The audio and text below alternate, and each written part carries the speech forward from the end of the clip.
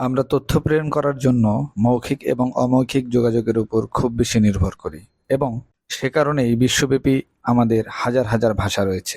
পৃথিবীতে ৭,০০০-টিরও বেশি ভাষা রয়েছে এবং আরো অনেক ভাষা তৈরি হচ্ছে। এটি একটি অন্তহীন চক্র। তাহলে পৃথিবীর প্রাচীনতম ভাষা কোনটি? সংস্কৃত নাকি তামিল প্রথম কথিত ভাষা ছিল তা নিয়ে অনলাইনে একটি তীব্র বিতর্ক ছিল।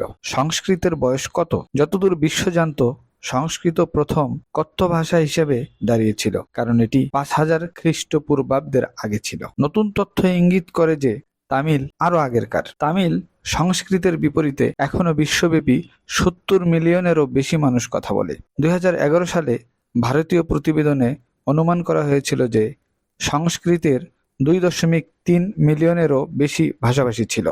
অতএব পৃথিবীতে প্রথম ভাষা কি ছিল বা প্রাচীনতম ভাষা কি?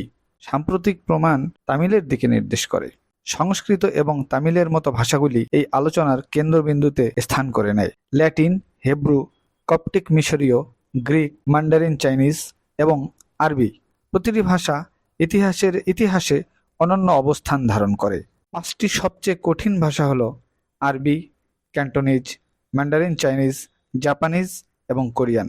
নাসা যখন ১৯৭৭ সালে ভয়েজার ১ এবং ২ মহাকাশযান চালু করেছিল, তখন তারা পৃথিবীর দর্শনীয় স্থান এবং শব্দ সম্বলিত সোনার চাকতি বোর্ডে রেখেছিল, যার মধ্যে বিশ্বের সবচেয়ে বেশি বোধগম্য ভাষায় ৫৫টি অভিবাদন ছিল। ইউনেস্কো এর পরিসংখ্যান অনুসারে স্থানীয় ভাষাভাষীদের সংখ্যা এবং দ্বিতীয় ভাষা হিসেবে বিশ্বের সবচেয়ে বেশি কথ্য ভাষাগুলি হল মান্ডারিন চীনা, ইংরেজি, স্প্যানিশ, হিন্দি, আরবি, বাংলা, রাশিয়ান, পর্তুগিজ, জাপানি, জার্মান এবং ফরাসি। ভাষাভাষীর দিক থেকে প্রথম তালিকায় আছে ইংলিশ, যার ভাষাভাষী সংখ্যা ১,৪৫৬ মিলিয়ন। দ্বিতীয় অবস্থানে আছে মান্ডারিন, যার ভাষাভাষীর সংখ্যা ১,১৩৮ মিলিয়ন। ৩ নম্বর অবস্থানে আছে হিন্দি, যার সংখ্যা ৬১০ মিলিয়ন।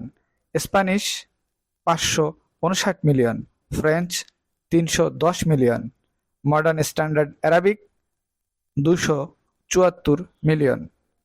আমাদের বাংলা ভাষা ২৭৩ million, Portuguese ২৬৪ million, Russian ২৫৫ million, Urdu ২৩২ million, Indonesian ১৯৯ million, German ১৩৩ million, Japanese ১২৩ million, Vietnamese ৮৬ million, Korean ৮২ million.